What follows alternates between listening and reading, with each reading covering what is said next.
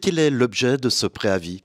C'est de demander au conseil intercommunal un crédit de l'ordre de 2,6 millions pour pouvoir sauver, je dirais, l'exploitation d'une manière générale du massif de la Dôle en collaboration avec les Français. Le but, c'était déjà de pouvoir limiter les coûts d'exploitation. Donc, c'est pour ça qu'on limite le nombre d'exploitations de 8 à 5. Donc, c'est 3 téléskis.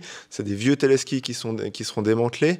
Comme ça, on va pouvoir vraiment améliorer l'exploitation de ce domaine. Ça s'inscrit aussi dans la réflexion qui était un des projets de notre législature, à savoir une exploitation 4 saisons. On a eu cette problématique de dépassement des coûts sur la construction du bâtiment d'Île Lapin Blanc, mais on a dû mener une réflexion globale pour s'assurer que si on trouvait des solutions pour finir ce bâtiment, ce qui serait tout à fait heureux parce qu'on peut en faire un usage intéressant, ça supposait également qu'on ait une réflexion sur l'exploitation pérenne de la société Télédôle, ce qui supposait 2 choses qui sont maintenant, à mon avis, acquises.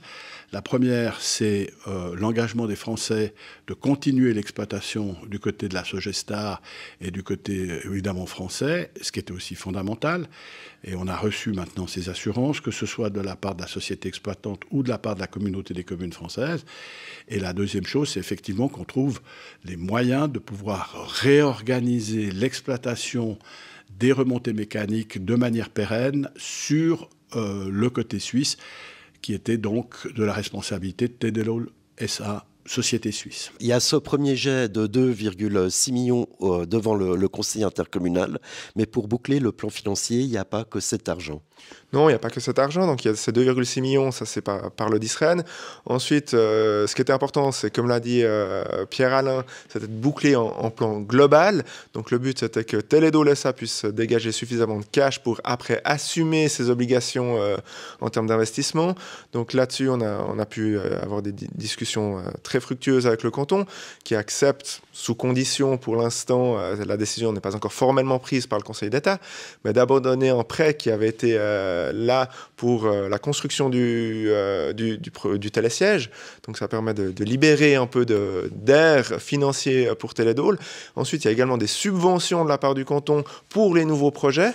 Et dernièrement, Télédôle va aussi mettre la main à la pâte parce qu'avec cet autofinancement, sur la période donnée, va aussi mettre un certain montant de l'ordre d'1,5 million. Si le conseil intercommunal refuse cette enveloppe de 2,6 millions, par répercussion, les charges totales s'élèvent à 7 millions. Est-ce que c'est la fin de la région? C'est probablement pas la fin de la région, c'est la fin d'un très beau projet et aussi d'un projet phare qui ont réuni l'ensemble des communes qui participent aujourd'hui à Région Nyon. En cas d'acceptation de ces 2,6 millions, est-ce qu'il pourrait y avoir un référendum des opposants?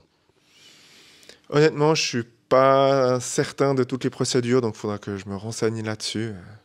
Mais on espère qu'il n'y aura pas de référendum, même s'il y avait la possibilité.